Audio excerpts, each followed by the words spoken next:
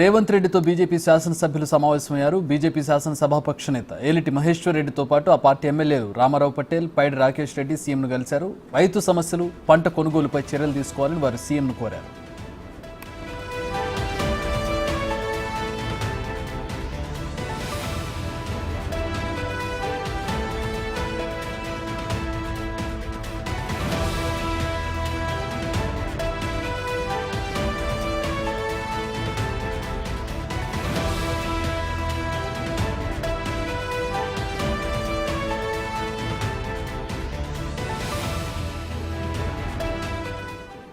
మా deputy bureau chief Sadiq join అవుతూ ఉన్నారు. బీజేపీ ఎమ్మెల్యేలు రేవంత్ రెడ్డిని కలిసినటువంటి సందర్భం, దానికి సంబంధించి మరిన్ని వివరాలు అందిస్తారు. సాదిక్, ఏ విషయాలు ప్రధానంగా చర్చించారు ముఖ్యమంత్రితో?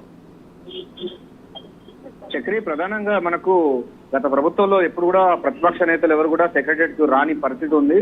కానీ ప్రజా పరిపాలన ఇందిరమ్మ రాజ్యంలో నేరుగా బీజేపీ నేతలు ముఖ్యమంత్రి రేవంత్ రెడ్డితో కలవడం అన్నది ఈ ప్రాధాన్యత సంతరించింది. రాజకీయ వర్గాలలో చర్చ కొనసాగుతుంది. ప్రధానంగా బీజేపీ సంబంధించినటువంటి నేతలు, బీజేపీ ఎంపీ నేత ఏలటి మహేశ్వర్ రెడ్డితో పాటుగా మిగతా రాకేష్ రెడ్డి వాళ్ళందరూ కూడా ఈ రోజు ముఖ్యమంత్రి రేవంత్ రెడ్డిని సచివాలయంలో కలిసడం జరిగింది.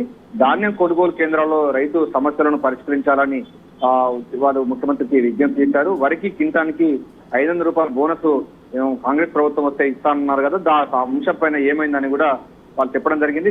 వరి కొనుగోలు కేంద్రాల్లో రైతులు ఎదుర్కొన్న సమస్యలు తక్షణమే పరిష్కరించాలని, కాంగ్రెస్ పార్టీ ఇచ్చినటువంటి హామీ మేరకు వరి కింటానికి 500 రూపాయల బోనస్ ఇవ్వాలని సంబంధించిన అంశాలన్నిటిపైన కూడా బీజేపీ నేతలైతే ముఖ్యమంత్రి రేవంత్ రెడ్డికి చెప్పడం జరిగింది. అంతేకాకుండా రైతులు పండించిన పంట సంబంధించిన దాంట్లో కూడా వీళ్ళు తరుగు పేరిట ఒక మిల్లర్లు తీస్తా ఉన్నారు. దాని ద్వారా చాలా రైతులు నష్టపోతున్న విషయాన్ని ప్రభుత్వం దృష్టికి తీసుకువచ్చారు.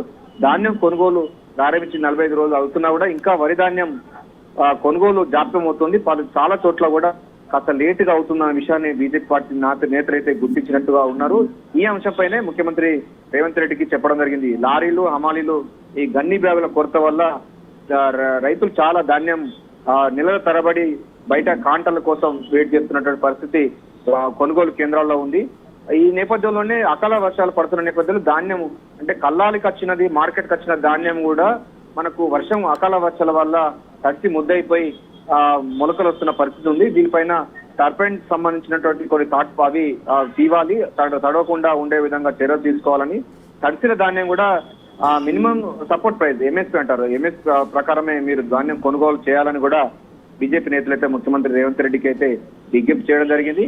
రాష్ట్రంలో కాంగ్రెస్ అధికారం రావడానికి రైతులు కీలక మద్దతు ఉంది కనుక రైతుల క్షేమం కోసం మీరు చేయాల్సిన పనులు ఉన్న అన్నిటిపైన కూడా ఒకసారి రైతు డిక్లరేషన్ కూడా ఇచ్చారు. రైతు డిక్లరేషన్ ప్రకారం కూడా పరిపాలన కొనసాగించాలని కూడా ముఖ్యమంత్రి రేవంత్ రెడ్డికి అయితే విజ్ఞప్తి చేయడం జరిగింది. ఇందులో బీజేపీ శాసనసభ పక్ష నేత ఏలటి మహేశ్వర్ రెడ్డి, అదేవిధంగా ముదల్ ఎమ్మెల్యే రామారావు పటేల్, అదేవిధంగా ఆర్మూర్ ఎమ్మెల్యే పైడి రాకేష్ రెడ్డి, ఈ ముగ్గురు ఎమ్మెల్యేలు కూడా ఈ రోజు ముఖ్యమంత్రి రేవంత్ రెడ్డిని సెక్రటరియట్ లో కలిసి రైతు సమస్యల పైన, అదేవిధంగా వరి వేసినటువంటి రైతులకు 500 రూపాయల బోనస్ అంశం పైన కూడా ఈ ప్రధాన అంశాల అన్నిటిపైన కూడా ముఖ్యమంత్రి రేవంత్ రెడ్డికి అయితే వినతి పత్రం అందజేయడం జరిగింది.